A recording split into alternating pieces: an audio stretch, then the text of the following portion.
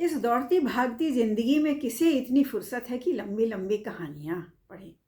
हृदय की भावनाओं को पाठकों तक पहुँचाने में मेरी माँ श्रीमती उर्मिला तोमर ने सचमुच प्रशंसनीय रचनाएं की हैं। 22 वर्ष पूर्व उनकी सन 2000 में उनकी यह पुस्तिका छपी थी और इसका कवर मेरी भाभी श्रीमती रचना तोमर ने डिज़ाइन किया था। उनकी अगली कहानी का शीर्षक है इंसानियत जिंदा थी।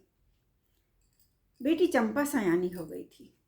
भोला का दिन का चैन, रात की नींद गायब हो गई। कहीं रिश्ते की बात चलती तो पैसे की तंगी के कारण अटक जाती। एक जगह तो चंपा का रिश्ता पक्का सा हो गया, परंतु लड़का अंगूठी पर अड़ गया कि सगाई पर सोने की अंगूठी मिलेगी तभी बात आगे बढ़ेगी। उसके ऊपर आसपास के रिश्तेदारों का प्रभाव था। भोला थोड़ा बहुत कर्ज लेकर बेटी का ब्याह भर तो कर सकता था, परंतु अंगूठी की मांग से वह चिंतित हो उठा। उसने लड़के से अपनी लाचारी भी प्रकट की। अभी सुबह का धुंधलका सा ही था। भोला अपनी छत में चारपाई पर आंख बंद किए हुए लेटा हुआ था। तभी उसके ऊपर छत से कोई वस्तु आकर पड़ी।